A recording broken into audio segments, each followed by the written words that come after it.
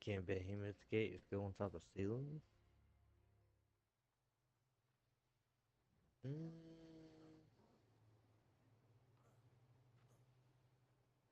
yeah, it's work in progress. I realized I literally just made a square.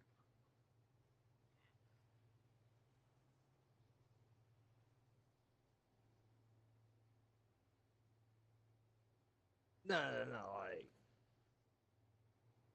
man, you ain't got no stone. What kind of operation we running here? What kind of operation we run here, bro? What the fuck?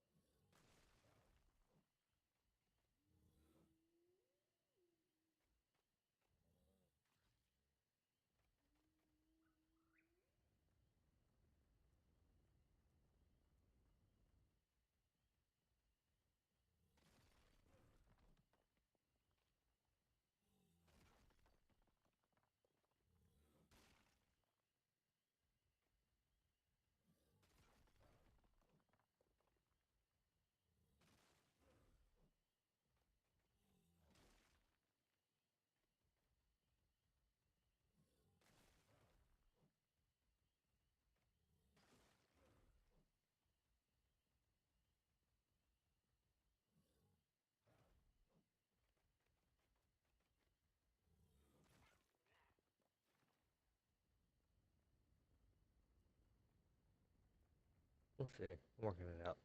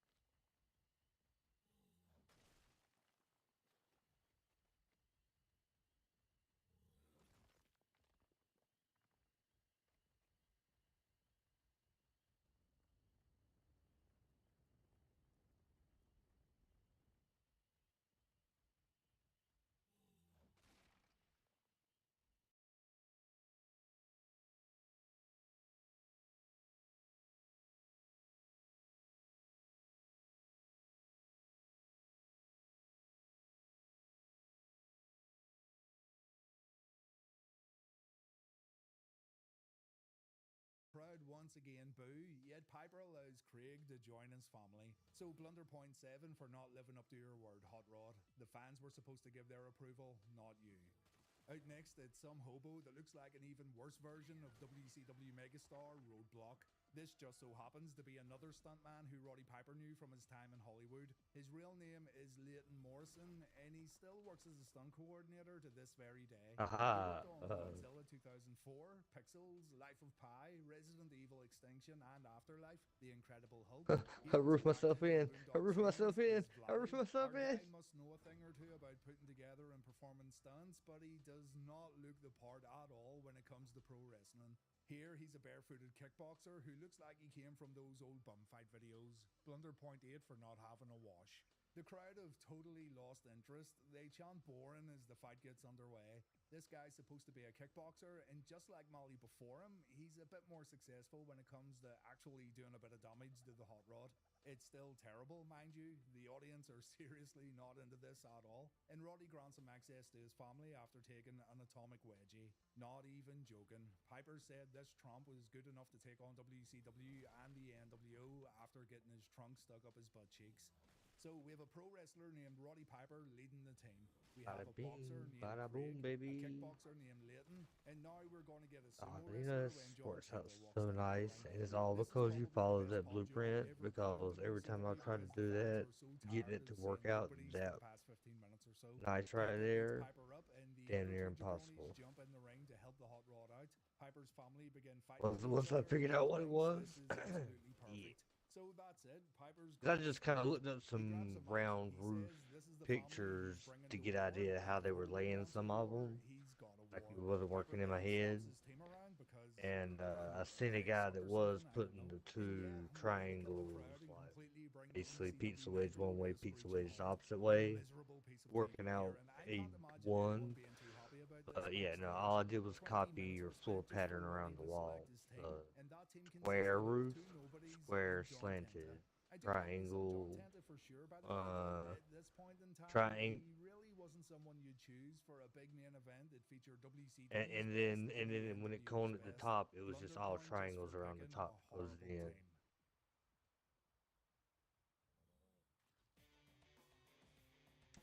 The fun and games didn't stop here, ladies and gents. It's clear as day that Bischoff wasn't happy with how this whole thing turned out, and something had to be done to save the main event. A big change had to be made.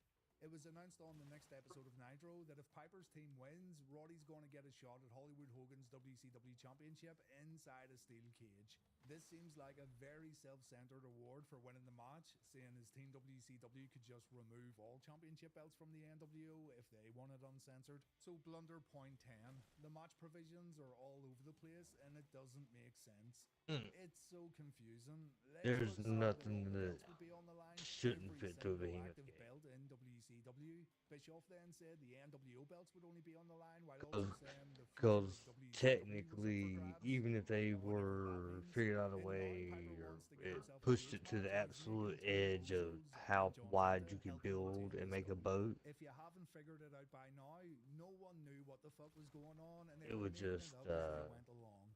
Piper brings his team to Club La Vela, like and it's mesh here where the through team gets disbanded. the Just for the week walls after that were coming too together, wide the for idea it. has been You know flushed what I'm down the saying? Like toilet as long with as the no actual negative feedback. boat Arn part can fit Anderson tells through, Piper the that this is a add-on will job just for mesh through professionals. for the most Piper's part. squad did show a lot of heart, but I'm there's pretty no sure. way they can beat If not, WCW and fuck the them in their big NWO. ass boat. Flair, more or less, said that Piper's fighting on his own if he brings this team to the uncensored But main that event. also kind So the of Four Horsemen are covers offering that their services aspect to the Hot of, Rod, and instead of these goons yeah, by as his long as the side, door's Piper can unlocked, have you're Chris technically not Benoit, Steve blocking it because McMichael, they can and just Jeff get out and Jarrett. open the door and Roddy cruise accepts right these through. guys as his new teammates, so all that talk about needing a new family was all for nothing.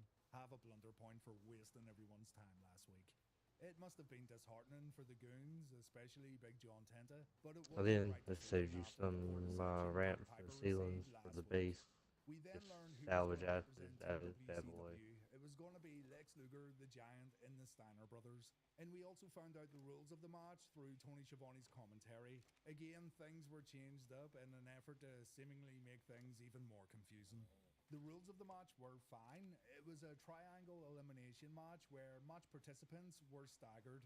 Think of a War Games match, only it has eliminations, no cage, and no match beyond. Then it was announced that if Team WCW won, the NWO would have to give up their belts and not wrestle for 36 months. If Team Piper wins, Mm-hmm. Piper gets his cage match against Hogan. And get this, No, if because I Team was NWO wins, then they get a like it shot wasn't at any fully title they want registering that it on was any date they putting them in my choose. pocket, like Now, all of if you them. thought Team But I WCW was looked and going to seen win I had this, 20 then ceilings you'd in be my the pocket. most gullible person on the Doing what I planet, wanted to because do. there was absolutely no way every member of the NWO was going to go home for 3 years and not compete. So blunder point 12 for adding such a stupid stipulation, and have another blunder point for once again changing the stipulations. Before his little meeting with Harvey Schiller, Bischoff said it was every NWO belt versus the future of WCW. And I don't think the NWO winning and getting an early version of the Money in the Bank contract really affects the future of WCW in any way, shape, or form. I mean, Hogan's That's it. already the It's world just a little champion for crying out reconstruction loud. on the Reaper It was also Dome. announced that Dennis Then we can Rodman was call it a going to Reaper lead the Dome. NWO's corner at Uncensored, so yeah, it's not like this match needed anything else added to it. What? Oh. Oh, that one. I started the team Right, and I guess Uncensored 97. didn't Have have you got enough a to do grasp with of the what's team, going so on he here? got to Do you start fully walking it. understand what's up for grabs and what's at stake in this match? Well, WCW Aries. are seriously hoping you do, because I don't even think the competitors know what they're fighting for. Just when you think everything's set in stone, there's again more changes being made. But here, let me show you this little timeline of events I made when covering Uncensored 97 Oh, for Reliving the War. Every week I added more try and to more push to me this, to the and shore. as Push the me event to the continued shore. on, I had to add more No, stuff. you pushed me the wrong First way up, now. You pushed me the WCW wrong way lost now, a you piece member of when shit. Rick Steiner got injured, and it was also announced on the pay-per-view that eliminations can happen when a superstar gets sent over the top rope. Blunder point 14, because no one can make their mind up about this main event. I have never, in my years of being a wrestling Oh, fan, shit. seen a main event build-up that's been so messy and so horribly promoted. Every single time the match was talked about through promos or on commentary, something got changed, and it really does show a lack of forward planning from WCW. All that stuff about Team Piper, all that stuff about forming a team that ended up getting replaced by the Horsemen, it Thankfully, didn't they're pretty matter easy to because make. Piper's team was the first eliminated. Thanks to Dennis Rodman, Roddy Piper wouldn't be getting his cage match against Hollywood Hogan, except he actually did at Halloween Havoc later in the year, so blunder point 15 for still ultimately giving the loser the prize they wanted. And because anyone with half the brain you do knew rightly that the NWO wouldn't stay off TV for 3 years, the New World Order predictably won the Uncensored main event. This meant they could receive a title shot at any time they pleased for any belt they pleased. So, I ask you, what do you think? Do you think the NWO would use this as an insurance policy when Hogan inevitably loses the No. world belt? Do you think the NWO would keep this in their back pocket and use it to regain the world Pretty championship sure. the moment the title left the NWO family? We'll come back to this in just a moment. The highlight of this main event was Sting attacking the NWO after the bell. Sting didn't actually join the faction, and instead he successfully infiltrated the group. And the Stinger made it clear at the end of the event that he wanted Hogan one-on-one. As crazy as it may be, this little moment made up for the shit show that was the Uncensored 97 main event. That's how good the Sting versus NWO rivalry really was. Sting delivered a Scorpion Death Drop to Hogan at the end of the show, and the fans completely ate it up. That's one really tear. We're not done yet. The last There's one a I few picked up, things we that's still like need to super talk about, because encumbering. the His stench face, of Uncensored all that 97 shit. and its build-up lingered around WCW television for a little longer. The next night on Nitro, Eric Bischoff said the Outsiders were going to defend their tag team belts, and when Schiavone correctly stated that Bischoff can't book matches because Harvey Schiller relieved him of his duties, it was revealed that the NWO actually have control over the title matches they're involved in. Apparently, because they won the Uncensored main event, the faction could book their own championship matches, and the Outsiders took advantage of this by facing Mike Enos and Bunkhouse Buck, two guys that Hall and Nash could beat very easily. The problem we have here is that even after the fucking Uncensored match took place, the match provisions were still being changed. So blunder point 16, even when this thing should have been put to bed forever and completely forgotten about, WCW were somehow still managing to mess things up. It's actually pretty incredible. And then, get this, you know how the NWO also won the right to face any champion at any time? Well, instead of using their Uncensored 97 prize as an insurance policy for the world belt, guess what title they went for? Go, guess. If you said the television title, you'd be absolutely crazy, and you'd also be absolutely right. Blunder Point 17, the whole fiasco of Uncensored 97, from Lex wanting all the belts on the line, from Roddy Piper forming his own family only for it to get broken up, from the rules getting changed every week, all the way to the Uncensored main event itself. It was all for Macho Man Randy Savage to face Prince Ikea for the TV title on the 24th of March 97 episode of Nitro. Better yet, here's Blunder Point 18, because Randy didn't leave Nitro with the television championship. DDP showed up and the match was thrown out by the referee. Ikea and Page got beaten up by the NWO, and that was it all over. My God.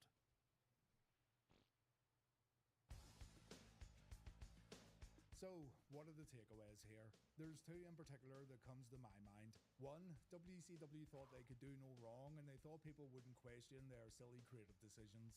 When the NWO was white hot, the company didn't seem to care all that much about consistency nor continuity. It comes across as arrogant because it didn't really matter what nonsense they put out there. They expected fans to just buy into it and enjoy what they're seeing because the NWO's in the ring. The second thing that sticks out here is the real lack of planning. This isn't a case of having storyline issues from one pay per view to the next. It isn't even a case of having issues from one episode of Nitro to the next. The lack of continuity was evident from one promo to the next because things were changing at such a rapid rate. You can understand them making changes to Team Piper, but the company seemingly couldn't keep the simplest things in check, such as match provisions, match stipulations, and even the ultimate payoff for the match happening in the first place. I mean, Randy Savage versus Prince Ikea? Come on. I don't know if people were just not talking to each other backstage or if Bischoff was having issues communicating his vision to other folks in the company, including those who would help with creative. But what a great example we've got here of the chaos that was World Championship Wrestling. To be fair, fans still ate it up and fans were still choosing Nitro over the WWF's Monday Night Raw show, but WCW would continue this poor, messy kind of booking, and it didn't take long for fans to give up on the company. Just a little forward thinking could have done wonders. The Uncensored 97 main event goes in second place along with Ric Flair as WCW president and Let's Betray Sting. We'll have 4 more episodes before season 2 wraps up, so let me know what you'd like to see covered next. Thanks for watching, everyone. I do appreciate it. And please take care.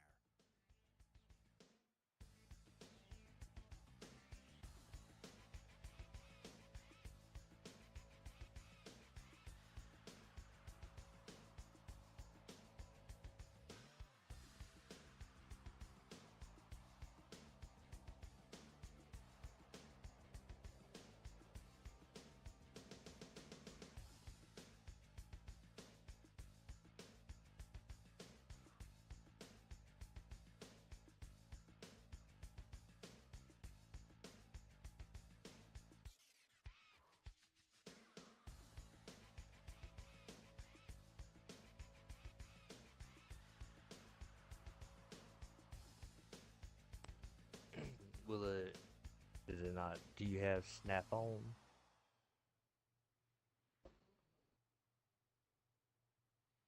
It wasn't snapping where you wanted to snap.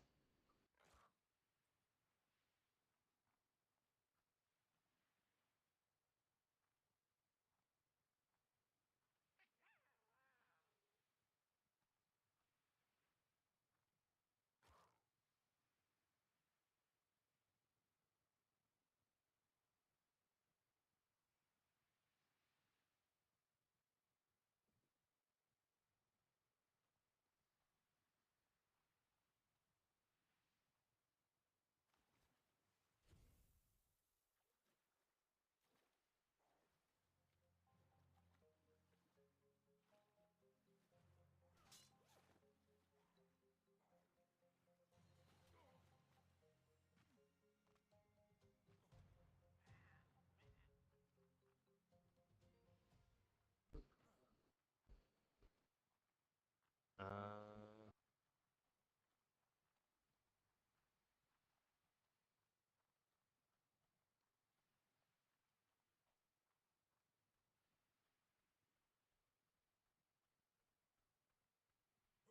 yeah.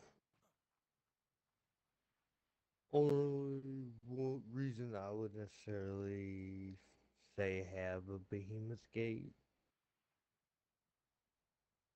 It's just so you can walk in and out with like the thing you're bringing meat in with.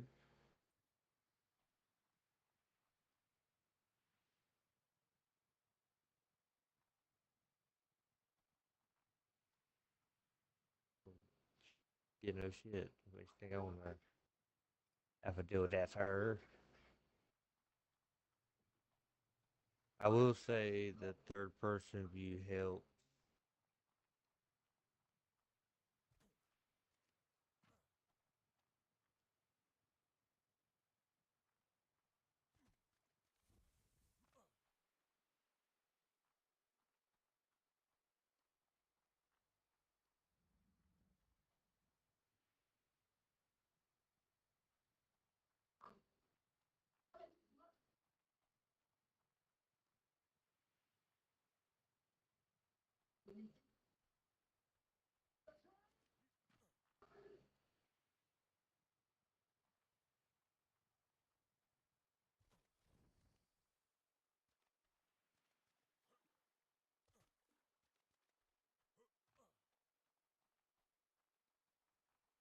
Mhm. I mean, I don't see any way from every, even if you got the, yeah, slaughter shit to be plush, you don't like that.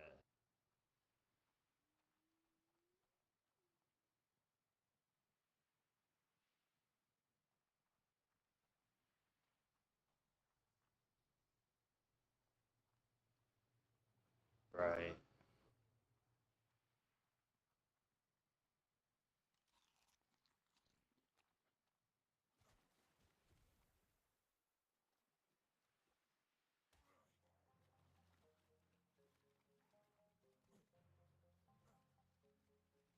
You know what?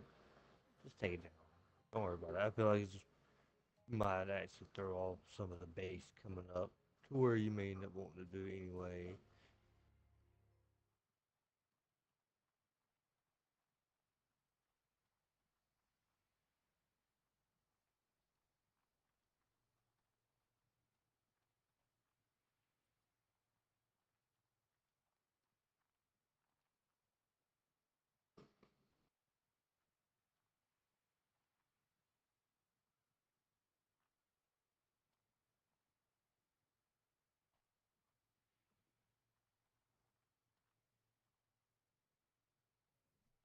The fish blocking your shit down there?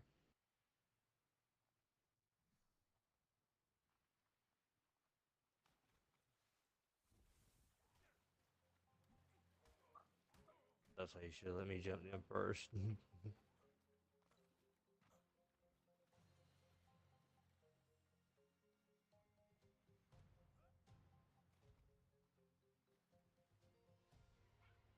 Come on with it then. Come get it.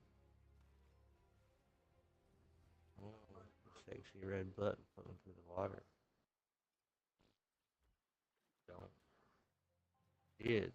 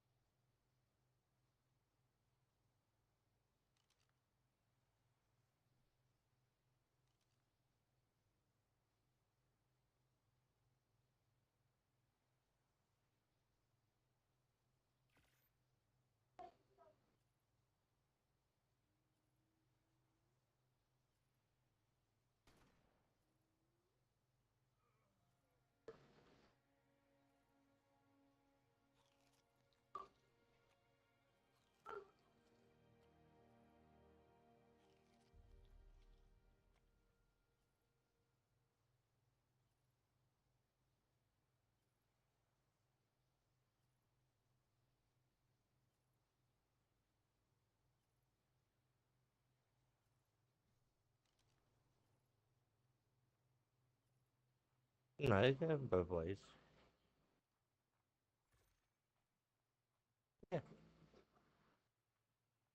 Yeah, you got your door?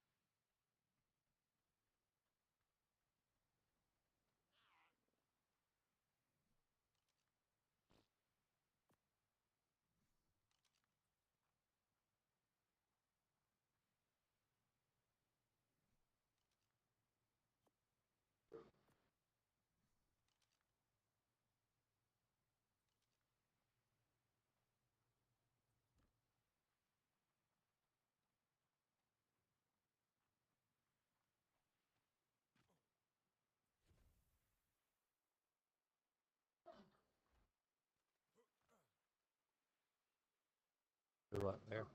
Touch babies. What?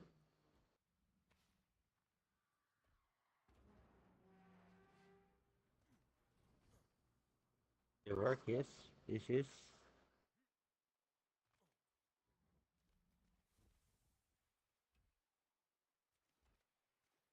Oh, yeah.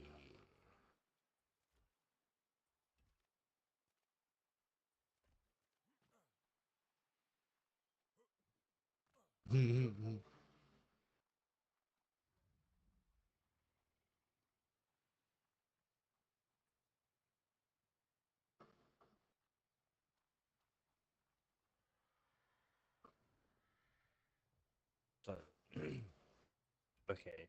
So I say with this here,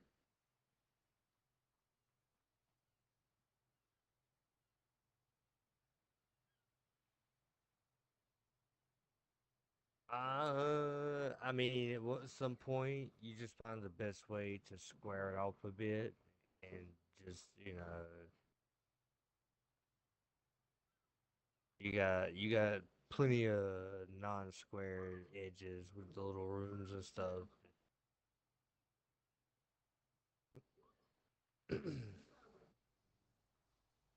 but but I will say this: it might not be a terrible idea to maybe see if you could find a big base blueprint of this nature, or possibly planning it out some. But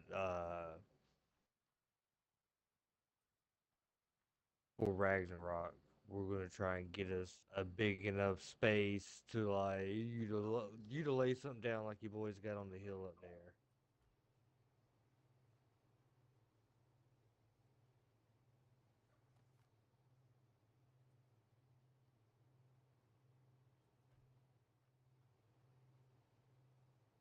So I don't know.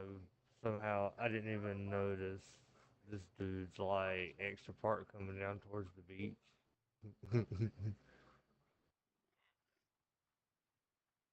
Yeah.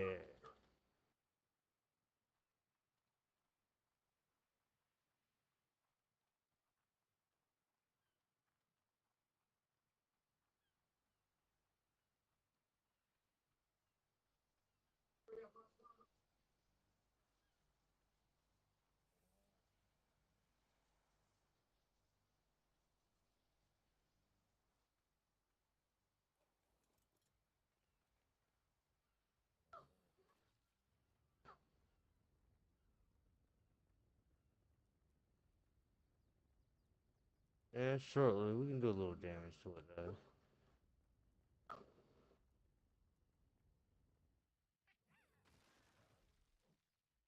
Uh, yeah. If you wanna grab the stones and shit, I'll start throwing some on down.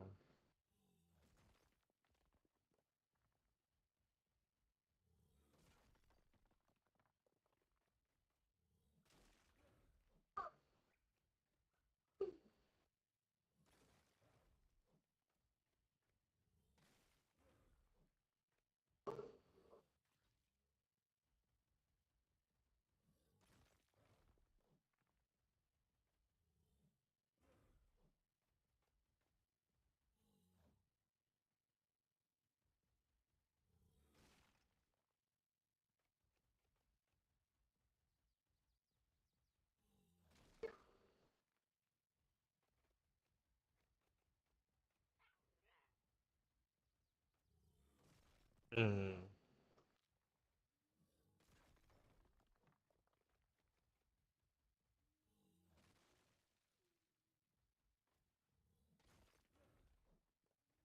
Nice.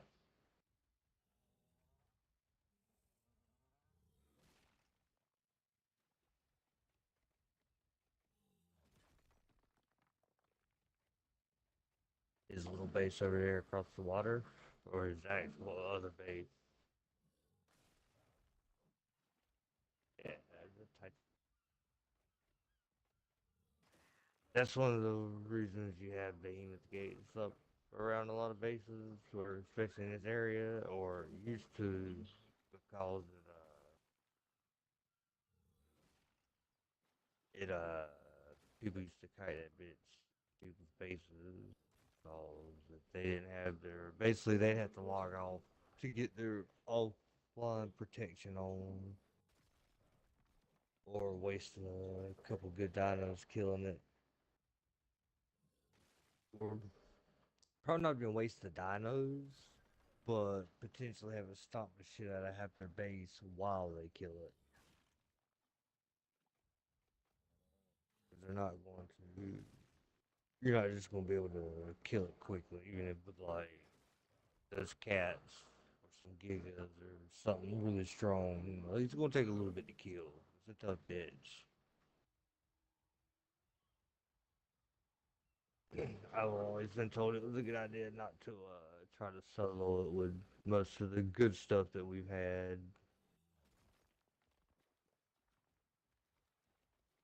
But to be fair, by the time we had like a million gigas, I could have easily wasted one or two attempting it.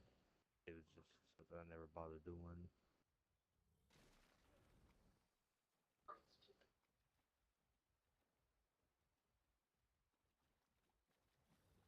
So I think it would be cool one day when we're bored. We've got ass loads of materials that we can just waste. I've never tamed one. We should go tame one. Is build a giant base on it and walk around on it for a day.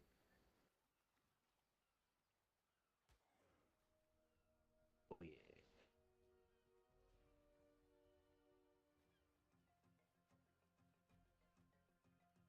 Yeah. The only reason I've never tamed one is because you only get it for 24 hours. Yeah, yeah. I'm pretty, I'm pretty sure because it can bust just about anything but tech so good that it would be OP for people to go to war with one constantly.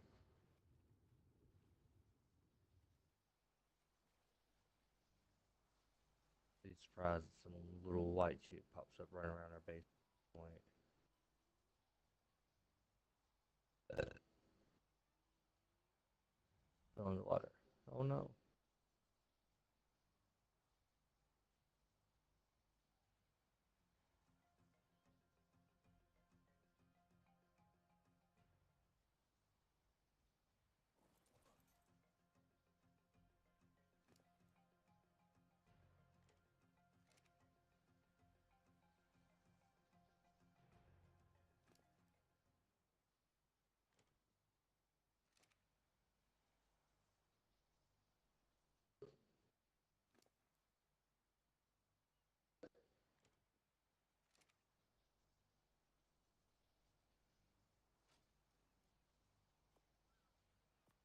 Mm-hmm.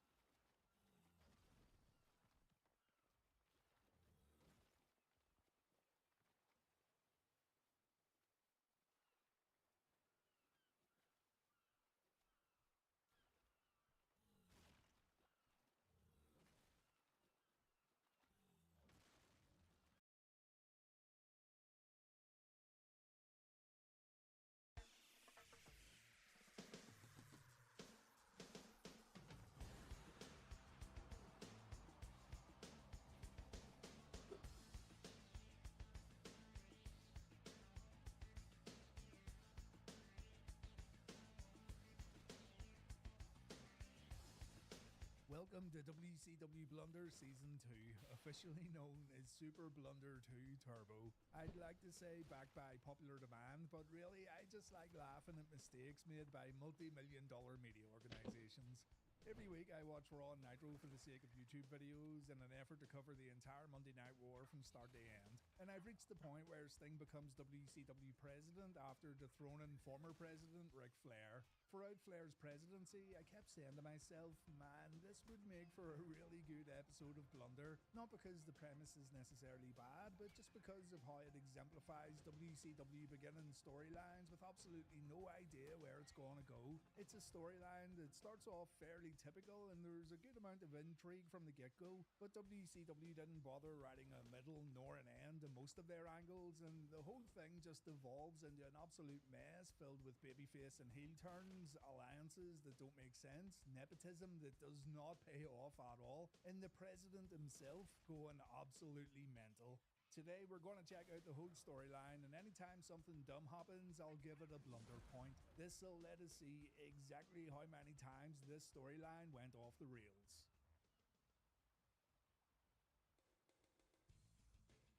When Flair came back in the summer of 1998 after being fired by Eric Bischoff, we were given one of the greatest promos in Nitro history. It's probably my favourite Nitro promo of all time, actually. Rick spoke from the heart when he called Bischoff a liar and a scam artist, and WCW really had something special here in terms of building up a brand new storyline that was deeply based in reality. 1 week after this promo, Bischoff informed Rick that he was not going to wrestle on WCW programming ever again. The best way to make Flair rot away was to not use him as a pro wrestler, and Flair would call this an abuse of power. Keep that in mind, by the way, abuse of power, because Flair would become everything he claimed Bischoff was and more. With the reunited Four Horsemen in the ring, Flair said he would never answer to a company president who wore sneakers and jeans when going to work, but Rick didn't really have a choice. Bischoff would abuse his power to get Flair and the Horsemen kicked out of arenas, and on one particular week where Bischoff claimed Rick wasn't in attendance, Arn Anderson surprised Eric by saying that Flair actually was in the building, only it wasn't Ric Flair, it was his young son Reed. Not only was Reed in attendance, David Flair was also in the building watching from the audience, and Bischoff got embarrassed when the youngest Flair boy took him down twice in the middle of the ring. This is going to be blunder point number 1, because if a kid could whip Bischoff's ass, then what hope did he have going up against a legend like Nature Boy Ric Flair? Rick would then use his friends in high places to gain access to arenas, and he even had the mayor of Minneapolis name 19th of October 1998 Ric Flair Day so he could get one over on Eric. However, Eric would counter this by still refusing to let Flair wrestle on TV. On the first hour of Nitro, on the 26th of October 1998, Bischoff announced to Flair and the world that it was time to let bygones be bygones because the people want to see Flair compete again. He promised Rick a match later on in the show, but instead a rerun of Hulk Hogan vs Flair at Bash at the Beach 1994 was played, so that's blunder point number 2. This was a clear bait and switch from WCW, and while some will say it played well into Eric's dickish character, I don't care. Something was advertised that the company had no intention on delivering on. They did this the following week too, showing clips of Flair vs Hogan at Halloween Havoc 1994, though to be fair, there wasn't a Flair match advertised for this particular show.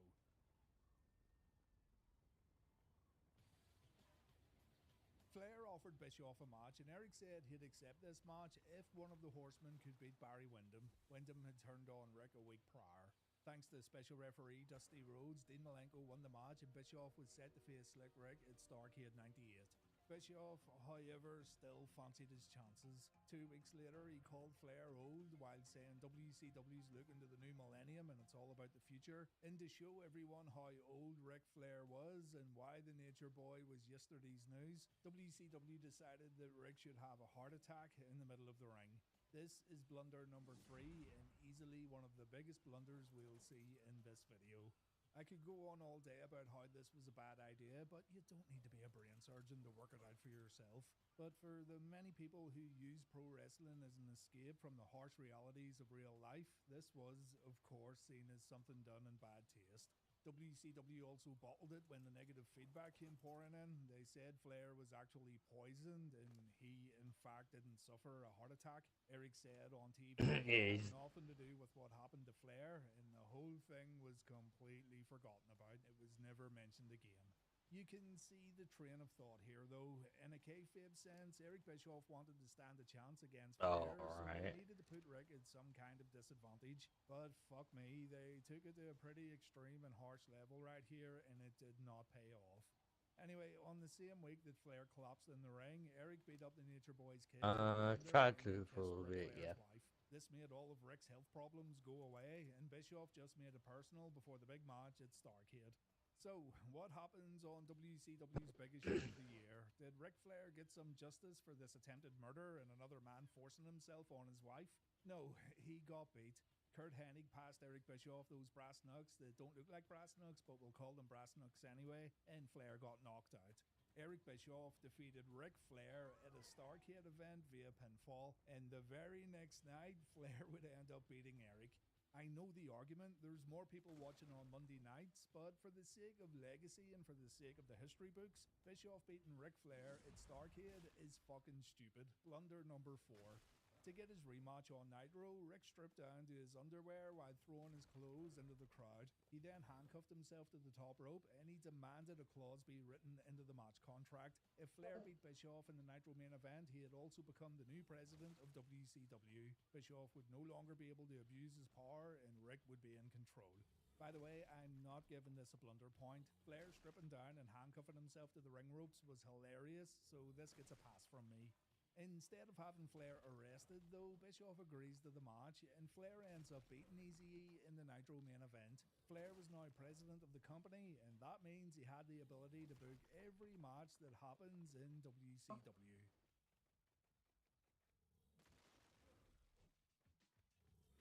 The next week, on the infamous January 4th, 1999 episode of Nitro, new WCW president Ric Flair would force Eric Bischoff onto the commentary team. This would be a running theme for the next month or so, where Flair would get Bischoff to do jobs that Eric felt were beneath him. And this brings us to blunder number 5, because almost every time Eric was given a job to do, it would always backfire on Rick, yet Rick kept giving Bischoff more jobs and giving Eric more opportunities to screw him over.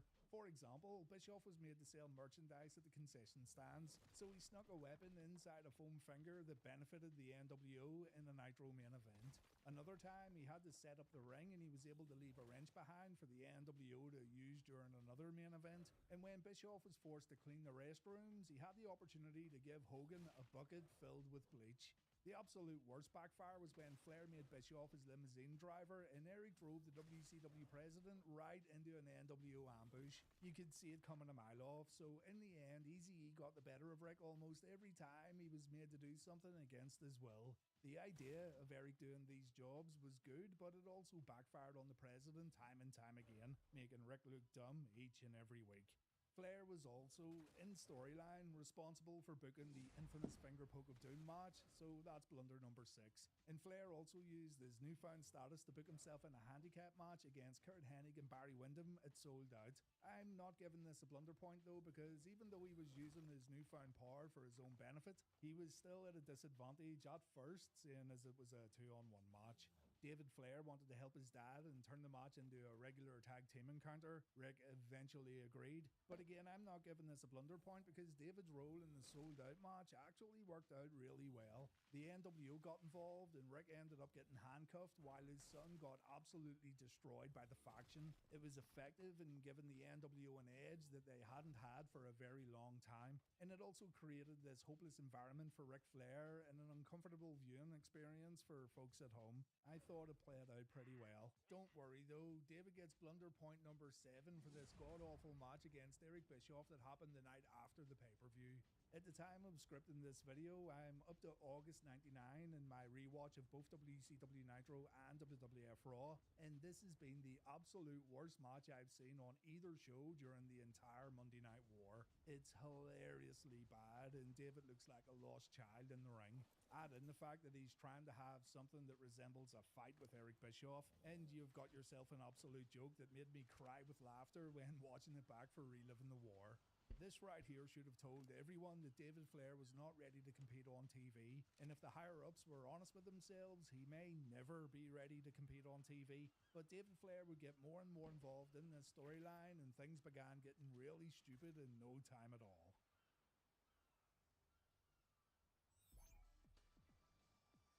The abuse of power began the week after the David Flair versus Bischoff match. Ric Flair, president of WCW, booked himself in a world title match for the upcoming Super Brawl 9 pay-per-view against Hollywood Hogan. Blunder number 8, a man running the show shouldn't book himself in world title matches. I know this can be argued for the sake of storyline, but there were others more deserving than Flair during this time period. Another problem was beginning to build in the run-up to Super Brawl. The NWO Red and Black were still getting cheered after the finger poke of doom, and since Hogan was part of that group, he was beginning to get cheered too. Not by a whole lot, mind you, but much more than when he was running the NWO Black and White. Still though, Hogan would stake out young David Flair, but Hulk didn't attack Ric's son. No, instead he wanted to set him up with WCW newcomer Tori Wilson. Wilson was going to seduce David, and Ric's kid would be so desperately in love that he'd do The whatever people Hulk in and the red in NWO here. wanted him to do. This plan worked, and blunder number 9 is having David Flair join the NWO, not just because it makes the already watered down group even more watery, but just a few weeks ago, this faction beat David like a dog in front of the whole world, and all it took for David to turn on his own flesh and blood was a hot woman giving him a little bit of attention. Also, during the match, Hogan played up to the positive reaction he'd been receiving over the past few weeks. We saw brief moments where the old red and yellow Hogan came back and the crowd popped for it. Hogan clearly wanted to turn babyface again, so that means Ric would need to eventually turn heel. What did Ric do though to get revenge on his son? How did Slick Rick discipline his kid for embarrassing the Flair name to a worldwide audience? Nothing. Absolutely nothing. He was like, okay, I don't care, as he booked himself in another title match against Hogan on pay-per-view. And then the wheels were set in motion for the heel turn. Arn Anderson couldn't believe Ric was more focused on the world belt than his own kid. Even Hogan and Kevin Nash made comments about Ric's behaviour, which further suggested that Ric was the bad guy here and not Hulk Hogan, even though Hogan and Nash, manipulated David by using Tori Wilson. This manipulation would continue when the NWO tried to use another lady to seduce David, but Flair Jr. didn't fall for it, and this part of the angle went absolutely nowhere. So the inclusion of Denise right here is blunder number 10. It was a total waste of TV time that happened on an episode of Nitro that didn't feature any pro wrestling for the first 60 minutes. If you're going to neglect pro wrestling for storyline progression, make sure the storyline, actually progresses. Speaking of neglect, remember too that Flair was part of the Four Horsemen, and it seemed like Dean Malenko and Chris Benoit were the last people on Flair's mind, even though they were so important to him during his return a few months prior. Flair started making bad decisions and he was acting more and more There you go. eccentric as the Getting weeks the went on. door But his still focus on the danger. belt, along with the ignorance showed towards his son, actually paid off for Ric when he beat Hogan for the belt at Uncensored 99. This was, without a doubt, one of the most confusing First Blood matches you'll ever see in your life. There was some really dodgy officiating from Charles Robinson. It was billed as a First Blood match, but it still ended via pinfall. And it had that typical Hulk Hogan, he beat me, but he didn't really beat me, indecisive bullshit to go along with it. But Flair did beat Hogan. This victory also meant that Flair would be WCW president for life, but keep in mind, Hogan wrestled this match as a babyface, and Flair's victory didn't necessarily blow the roof off the arena the way it could have, had this storyline been a bit more straightforward. Flair returning in the summer of 98 to finally overthrow the evil NWO Hollywood Hogan for the world title should have been a landmark occasion for World Championship Wrestling, but for reasons already explained in this video, this simply wasn't the case.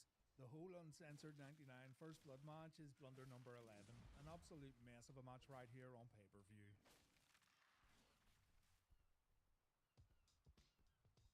It's quickly established that Ric Flair is now a heel and Charles Robinson was in Flair's pocket. Ric abused his power on the spring break Nitro by offering everyone a chance to face the world champion in the Nitro main event, but he screwed big name players out of the opportunity by holding a lottery that only involved mid-carders. Flair would do everything he could to hold on to the championship, and as a heel, this is absolutely fine. Problems arise when he starts giving weird opportunities that don't benefit him as champion and the balance gets offset for no reason. He made a deal with Kevin Nash, one of the key members of the NWO who made Flair's life a living hell from mid-1996 right up until this very point. So Flair siding with NWO members after everything that happened is blunder number 12. The deal was for Kevin to cause a DQ finish during a world title defense, and in return Flair would give Kev a world title shot the night after Spring Stampede. DDP would end up winning the belt at the pay per view in a four-way match. Randy Savage screwed Ric Flair at the end of the bout. Hogan would also get injured during this match, and WCW completely shit themselves because the minimal amount of forward thinking that was put into this storyline got flushed down the toilet when Hollywood injured his knee. So things were changed, rearranged, and completely discarded in the weeks following Spring Stampede. Rick refused to reinstate Macho Man Randy Savage as an active competitor after what Randy did at the pay-per-view, so Macho threw out a challenge. If Gorgeous George could beat Charles Robinson in a one-on-one match at Slamboree, then Randy would get officially reinstated by Flair and WCW. Why Flair would agree to this is anyone's guess. You have to remember that throughout all of this, Flair had the power to say no to practically anything that could have caused him problems, but Rick agreed and the match was booked for the pay-per-view. In the meantime, Flair would have an even bigger problem than Randy Savage though. WCW Commissioner Roddy Piper made his return on the March 19th episode of Nitro, and thanks to David Flair signing some papers, the Hot Rod had Flair sectioned. Yes, due to decisions he made as president of a pro wrestling company, the legendary Ric Flair was getting put in a mental institute because it was apparently the only place that would set him straight. Not Harvey Schiller's office, not even Ted Turner's office, a mental institute. While Rick was supposed to be getting help, Charles Oh, Robinson so was you made fucking this president of little rat head out the WCW, door, where he talked to yeah. others via telephone, and he resumed his duties the following week while bringing some friends from the mental institute to Nitro with him. This whole thing is blunder number 13. Blunder number 14, Ric Flair forgives David for turning his back on him and joining the NWO. David just randomly leaves the NWO after all that work put into the Torrie Wilson angle, and Rick just completely erases Super Brawl 9 from his memory. It's absolutely ridiculous. Now, to be fair, Rick tried to mess with David a little by booking him in difficult matches, but this too was completely forgotten about, and the father and son ended up reunited. At Slamboree, Rick wrestled Roddy Piper for control of WCW. Flair won the match, but afterwards, Eric Bischoff came out to reverse the decision. You need to keep in mind that when Flair beat Bischoff for the presidency, that meant that Bischoff had absolutely no power in WCW from a kayfabe aspect, so Bischoff had no authority to come out and change the outcome of a match like this. Piper fired Flair immediately after the match, but it didn't matter because on the next episode of Nitro, Flair was back in the president role as if nothing had happened. So that's blunder number 15. The Slamboree match might as well never have happened because it led to nothing. I have absolutely no idea why they reverted back after selling a pay-per-view match with this pretty big stipulation, but it was WCW in mid-1999 and this company was seriously struggling to maintain logical sense in their storylines. The Gorgeous George versus Charles Robinson match stole the show at Slamboree, by the way. The event was terrible, but at least these two provided some entertainment.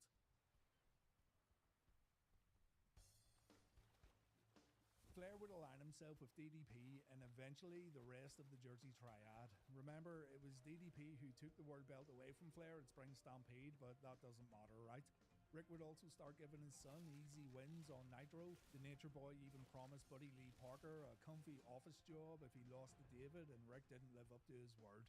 For those of you who have never experienced a David Flair match during this time period, then I highly recommend you check them out. They're so bad that they're good.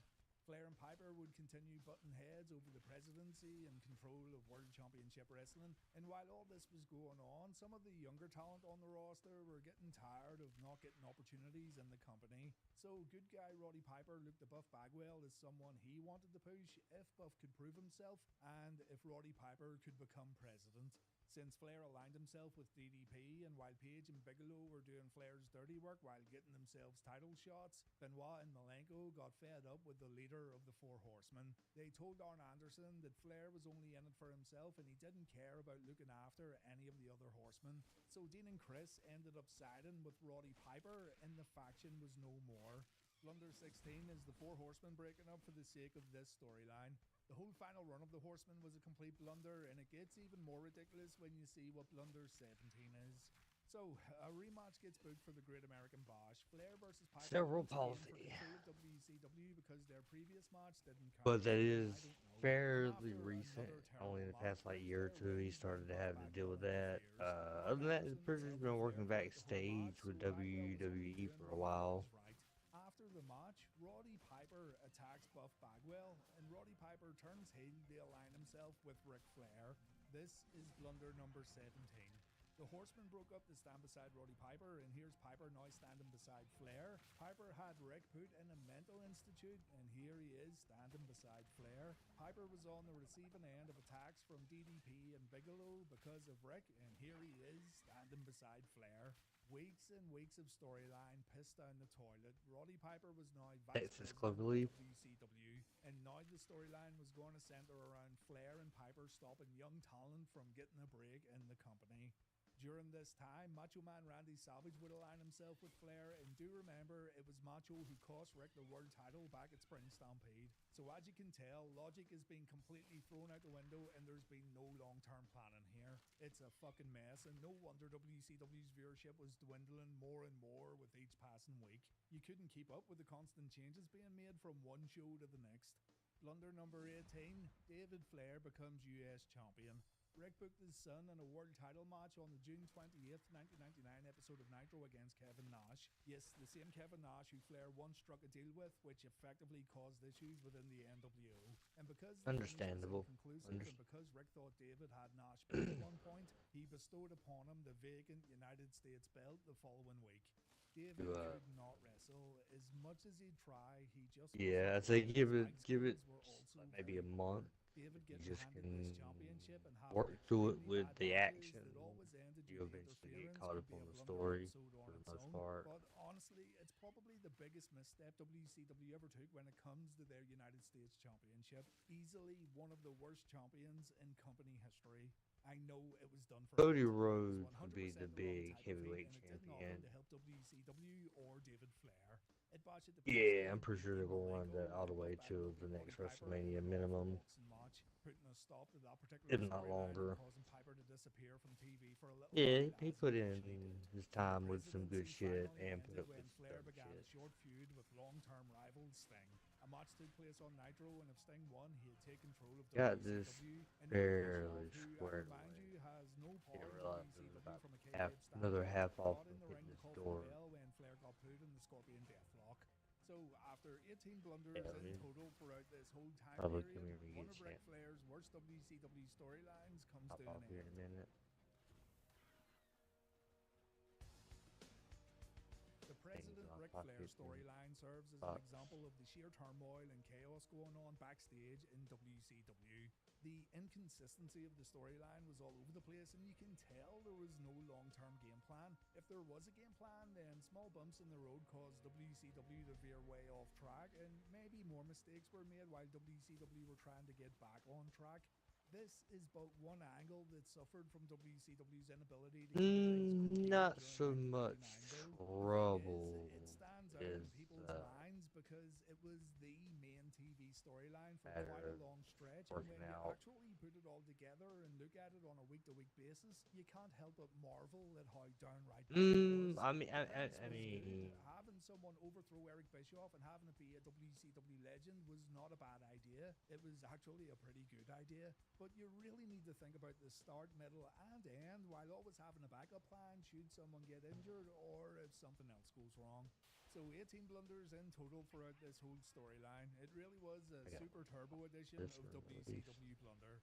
Now that the series has started up again, let me know what you'd like to see covered in future Blunder episodes. Oh, Thank you for watching, and I'll see you all soon for Season 2, Episode 2.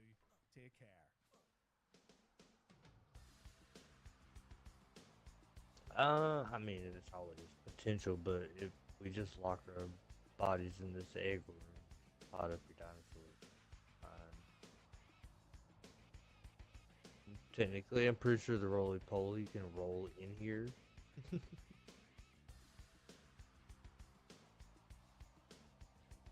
the egg room. I'm pretty sure he can roll through this little doorway. I think. No, that's the roly poly, not this big cunt. Yeah, he's definitely gonna need a pod.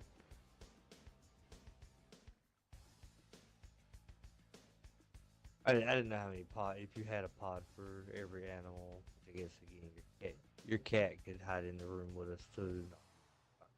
I was gonna fuck with it anyway.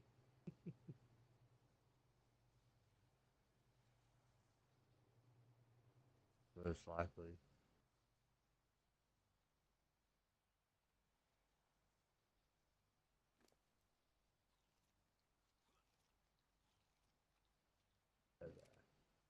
Anyway, right over here, you can see it's still a half a wall there at the door off. That would kind of be flush with the opposite side of the door. I guess just what I would do is just figure out where the big who's your big area. I guess here. Okay, so line up with the door. Nah. Nah, it is half walls all the way around. Cause I was thinking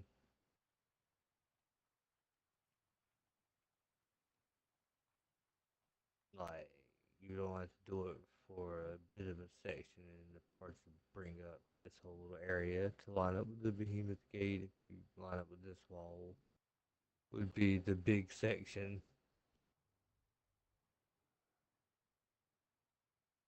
No, so all you need to do is just run one row of half walls. Yeah, and I kind of flubbed up a little. You probably have to go there and pull a couple of them walls down,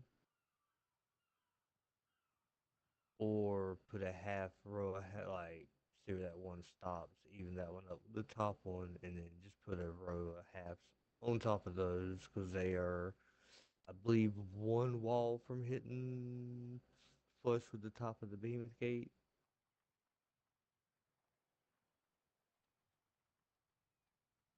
Worry about it later. I mean, to be completely honest, I don't think you really got much to worry about one way or the other. They can't get our bodies, pot up the animals.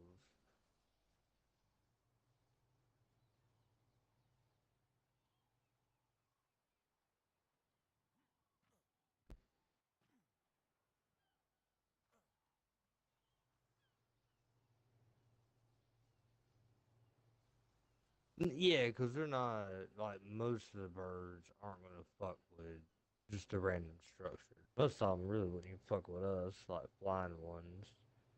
RGs maybe, but I don't really think RGs are in this area. So probably more shit like on the ground. The Diplos, little spitting dinos, raptors, carnos.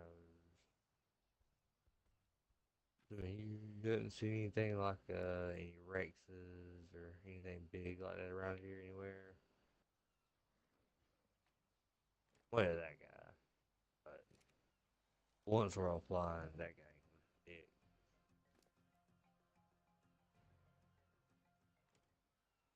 And maybe vlogging and he's humping your bait. But even that's not likely. He won't be as long as you don't have any dinos to aggro to him. He won't be aggro to us or our shit. He'd be aggro to whoever kited him over here. But once they go away, he's gonna quit attacking our base. He's gonna keep trying to go after them.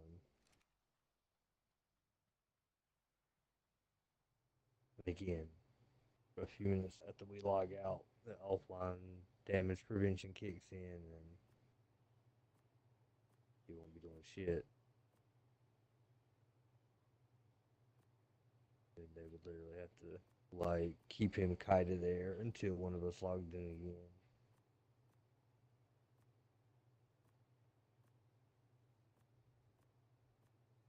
Alrighty, sir. Knock out in here in the pool room.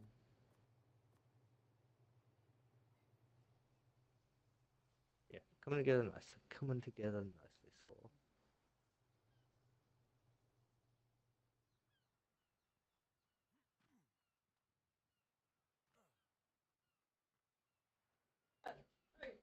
It'll be 10 times funner.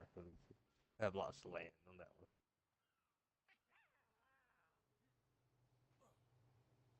Daniel will come. Like he can pick the extinction server, but he's playing on the American server on Ragnarok. Have to get over it. Not that I really don't think he cares.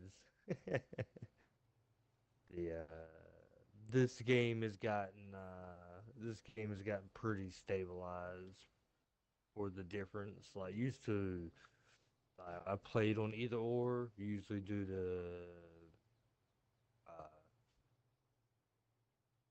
how many people are hopped on at the beginning, which one's got like a low pop right when it starts. Uh, we'll see how it goes. Thankfully for us, don't have a lot to particularly do, so we get good practice in a couple days for extinction. That'll be the first one where I've been here day one. Turn on the server, go fight for your land.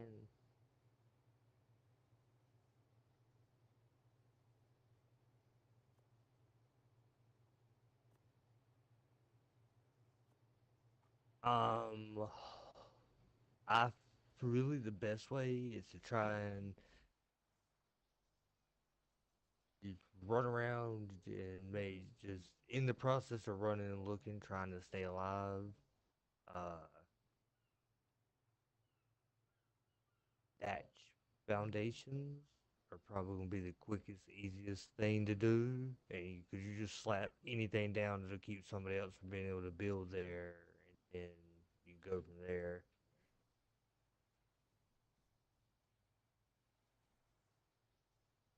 Right.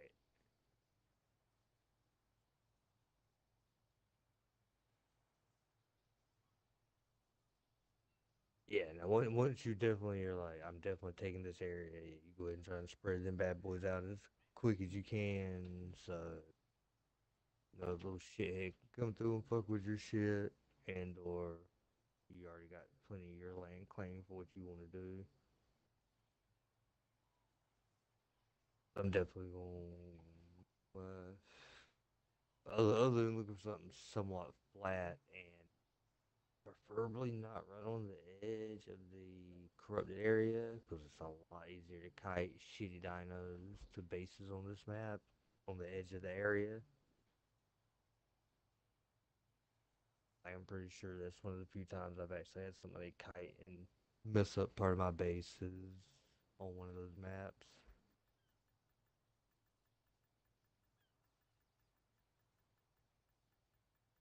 But we'll focus on getting at least a starter area base, and once we can kind of claim that little bit of area, we'll maybe focus on trying to tame up a pterodactyl or two, and maybe go fly and claim some penthouse area, and just keep that a little bit claimed till we either get built up some, or depending how long it takes. Yeah, but once transfers come in, slap a teleporter up, just teleport back and forth around. You know what I mean? Yeah, because as long as the cryopod shit don't fuck up, you just need something with good weight to haul your materials back up to your base. You can always take your farming dino down with you, farm it up, throw it in your weight thingy, get back up to the top.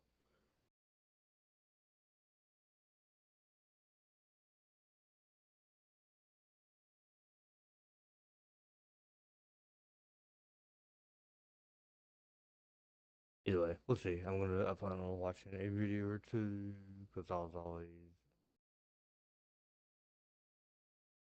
or always, but the one time I played on it mostly solo was just it had been out for a minute. I just picked a random spot, and this second time I think they had opened up more servers at some point, or the server had just basically died down from being a popular map, and Daniel or Freak or somebody had went back on it and had a decent little area and built a good sized little base for everybody to base out of to go do the element drops and the drops.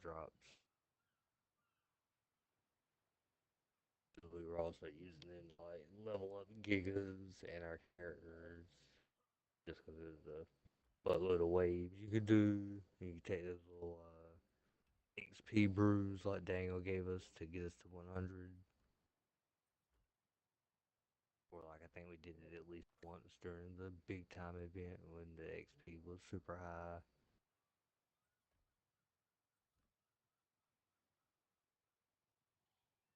I'm pretty sure they grinded them pretty good when I was kind of in between halfway playing, halfway messing on other games too, somewhat. And I my character probably never got over like somewhere around 120. I'm pretty sure I had done enough boss fights where he technically could be 135, and I never got him that. And I'm pretty sure a couple of them went pretty close to the max level. But I'm also pretty. Some of their characters did this or played through somewhat grinded levels. Definitely was just soaking up whatever XP you got from doing shit during the event. Played through a couple of those big time events and still never hit the max level. Yeah, like that shit was somewhat designed for people that like, oh, you got a character since close to day one. It'll take you that long to get the XP, sucker. Probably ain't that bad, but it does definitely did take a lot of grinding. Them last bunch of levels.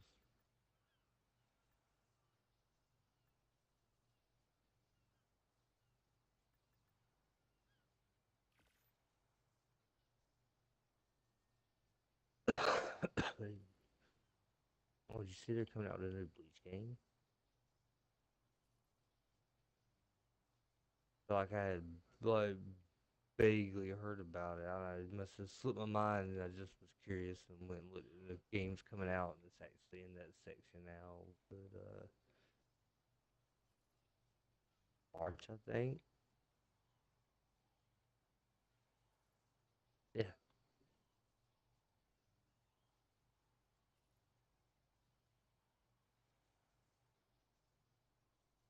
Mhm.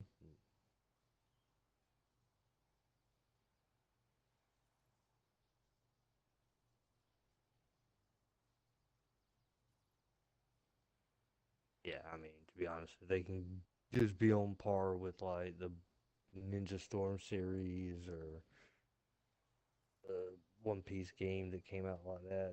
There's one was not a terrible fighting game for what they did. The graphics or the art to it were was a tad realistic for everybody involved, but not terrible. Uh, but because it was such an anime crossover with so many characters that is you basically can only find it in hard copy now. If you didn't buy it digital,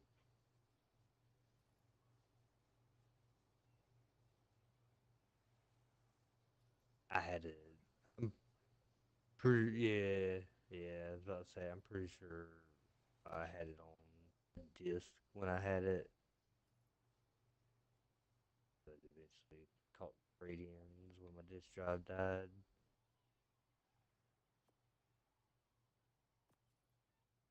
And I'm thinking about it. It was one that would suffer the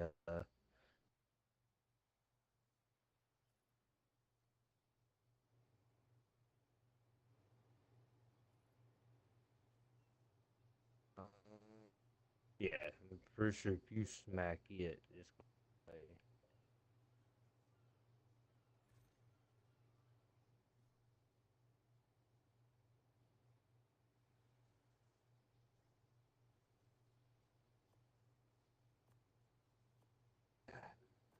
I don't think any birds do that.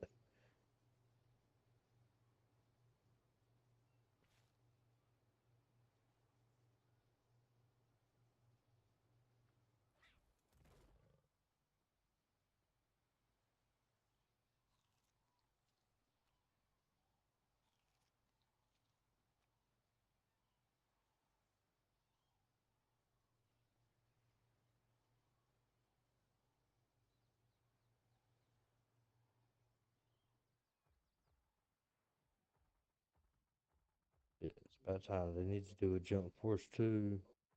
So many of their characters have hit a final form essentially. You got Goku, you go Vegeta, Fifth Gear Luffy. Barry on Naruto. Even Deku could have a whole new move set. He has unlocked all his powers.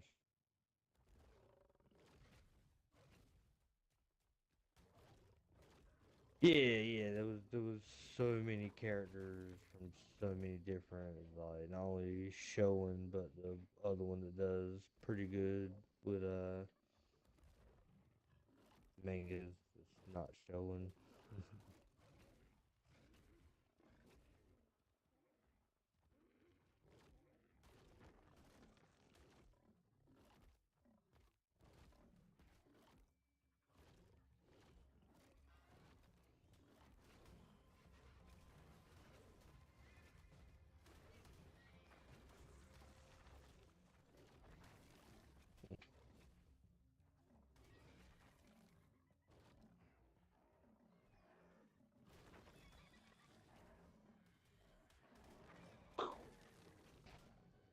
Hmm.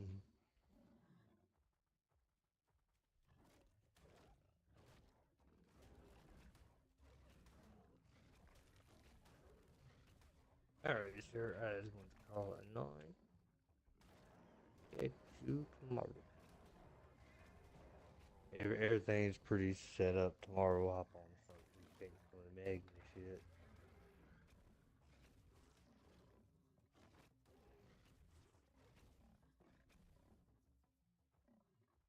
Sure, let's latest. Good. Let's latest.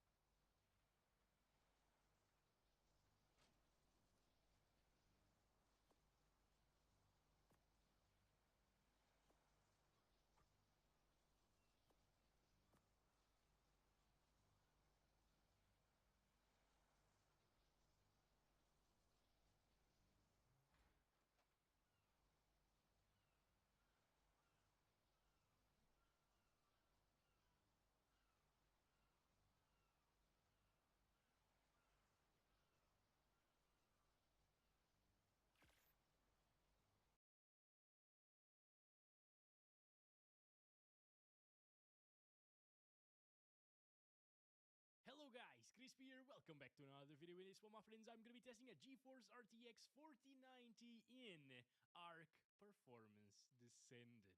Oh boy.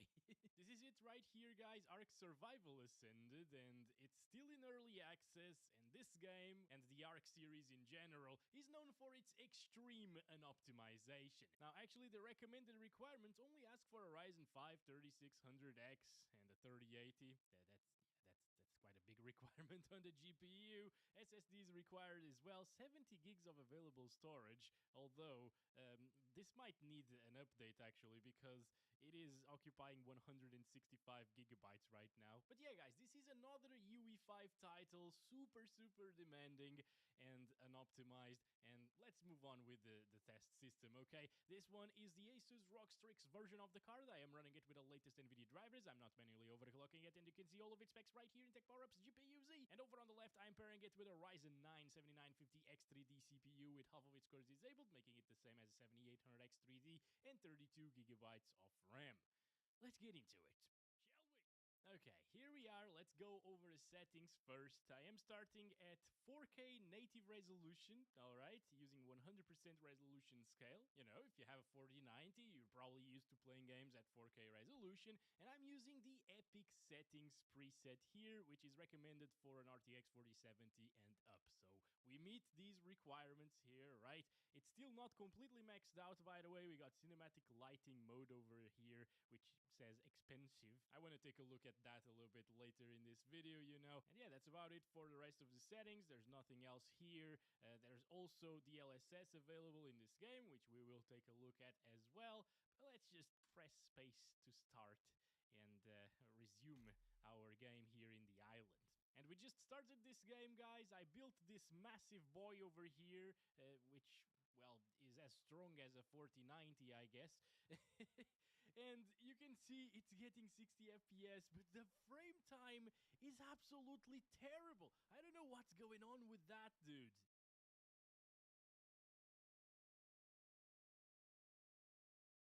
Now, it still feels okay, although over here with 60 FPS, it doesn't look like it is running at 60 FPS. So, yeah, it's micro-stuttering way too much for my taste, and I hate that. But hey, let's start counting our FPS. 1% lows are instantly in the 20s because of that terrible frame time graph. And I guess I'll try to fix it later with like an FPS lock or something. By the way, the FPS lock built into the game doesn't seem to work for some reason. I tried messing around with it, tried to lock the FPS inside of the game. My god, so much stuttering. This is terrible. Holy crap, it freezes in there. Look at that. This is so insane. Obviously, you can make the game smoother and more playable on a 4090 if you just lower it down to like high settings instead of epic settings, for example. There are also some console commands to get rid of Lumen, which will increase your FPS as well. But you know, I'm just here trying it out on epic settings, how you should play, or at least how it should run on an RTX 4090, right? But yeah, it is absolute stutterfest, basically. That frame time should be a line, okay? Like in most of my videos, the frame time is actually a flat line. It's crazy, like what the hell is that? Actually, if I go here to the menu, you can see this is how the frame time is supposed to be, okay? Without any stuttering or micro stuttering. And if I start counting the FPS in the menu, you can see that the 1% lows are very close to the averages because the frame time graph is stable. But as soon as we go to the game itself, frame time graph is crazy. If we start counting the FPS, 1% lows are instantly in the 20s, and it feels like crap, guys. It just does. And then it stutters like that. Oh my goodness. What have they done, dude? This is awful. This is an awful experience. What the hell? Now, the baseline FPS, what we're seeing there is 59, like 60, 57, 56. So 50 to 60 FPS is actually decent, especially considering it's UE5 and it has very gorgeous graphics, actually.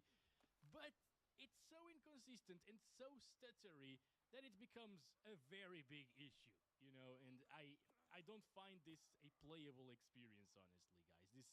It feels like crap. Oh my god, what happened now? What the heck?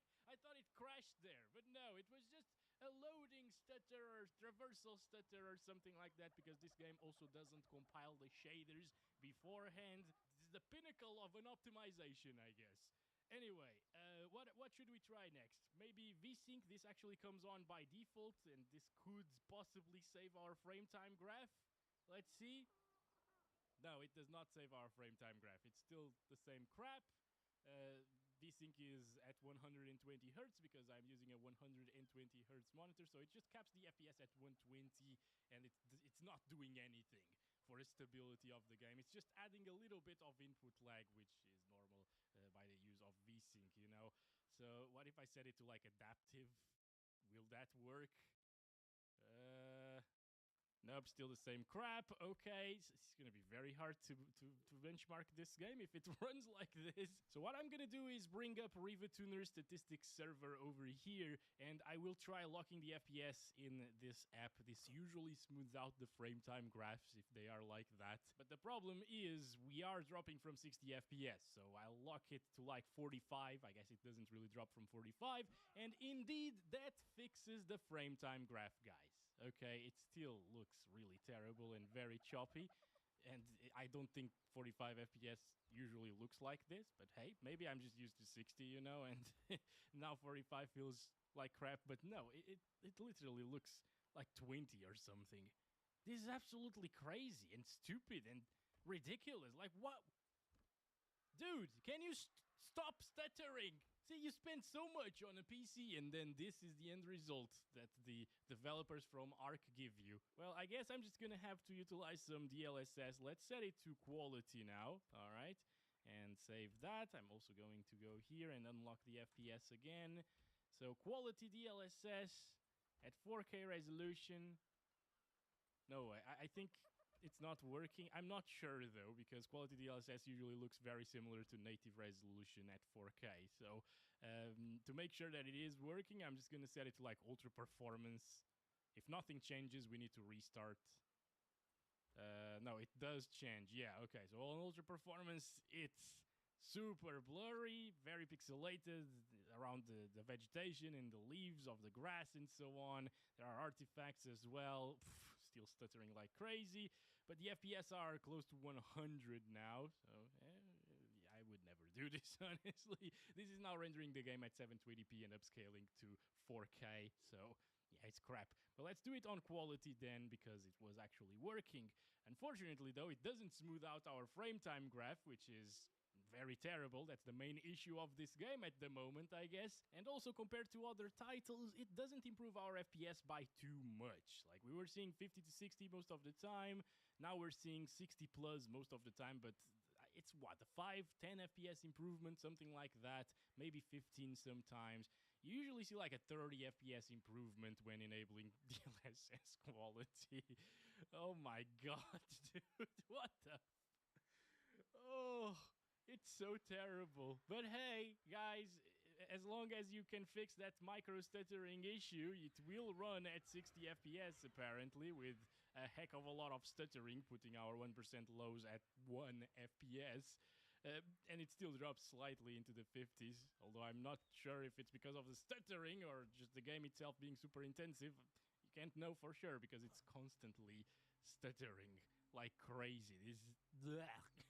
Also, GPU utilization isn't maxing out. It's at 93% or so. It could be a CPU bottleneck, I guess, but given that with ultra quality DLSS, it is getting higher FPS, you know, noticeably higher FPS, and the GPU usage is still around the same, like 90 to 93% most of the time, aside from when it's stuttering. Yeah, I don't think it is a CPU bottleneck. I just think that the game caps it at 93 GPU usage for some reason. It's so weird. It's absolutely crazy. The state of this game after so many months. How can't they fix this? It's just unbelievable. Anyway, we're back to quality DLSS, and it stays above 60 FPS most of the time, so we can now lock it to 60 here and see for sure if it feels like 60 FPS or not. It's stuttering a lot still. You can see the frame time graph.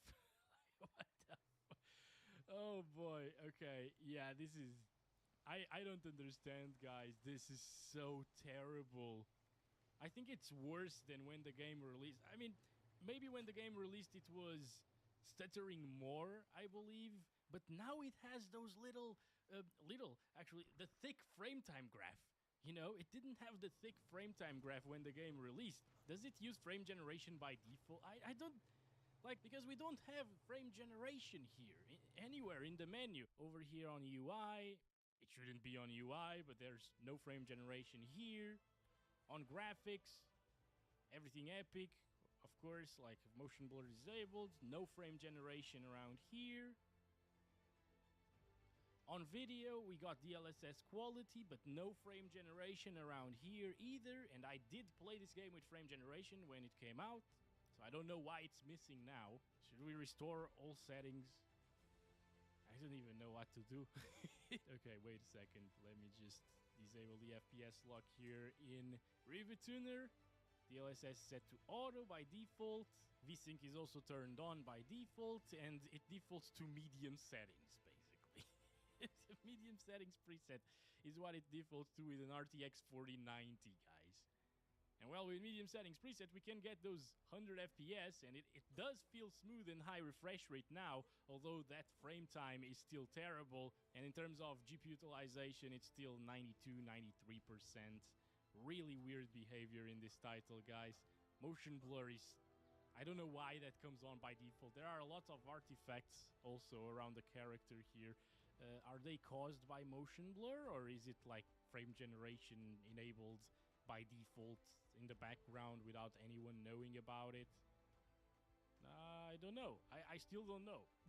Could be TAA as well, or whatever the crap they're using as anti-aliasing. Alright, so I'm just gonna go back to native over here, which selects 56% resolution scale by default. It's really weird. Why 56%, right? It doesn't look terrible, though. I thought it would look worse, but let's go back to 100% resolution scale. Here we go.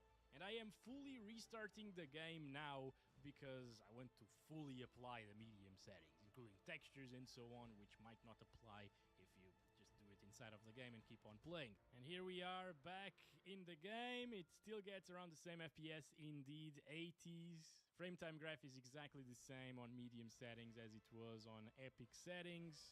VSync is back on for some reason. Max frame rate is actually selected over there at 60, but it isn't. Like, it isn't capping our FPS. What if I set it to 15? Will it make it 30? No, it is actually making it 15. No, it makes it 30. So it does have frame generation by default enabled in the background without telling you about it. What the hell?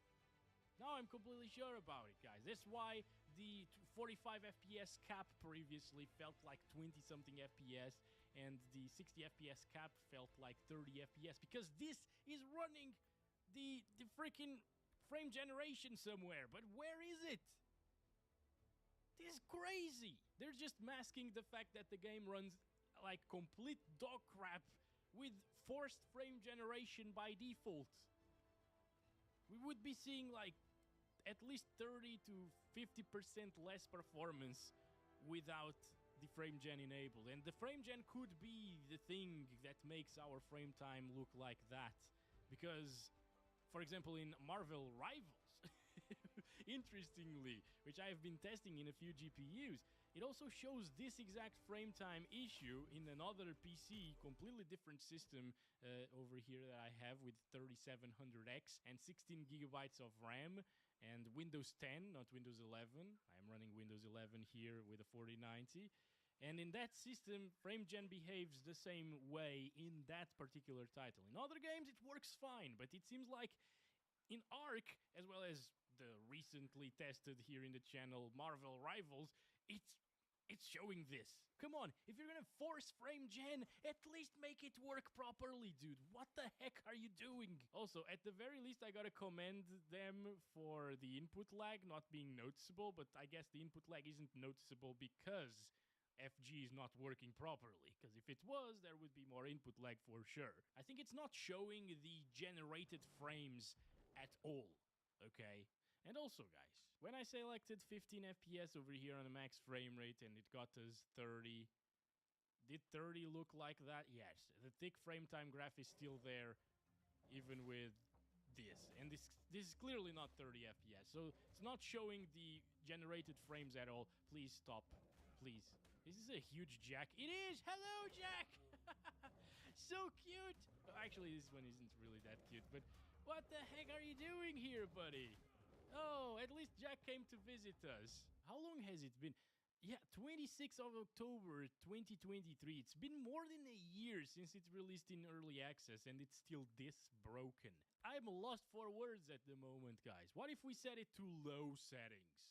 Actually, like, I'm gonna manually select the lowest settings over here, okay? And disable light bloom as well. Let's save that. And yeah, we gotta go to the main menu. Okay, so we don't need to fully restart the game. We just gotta go to the main menu to apply everything.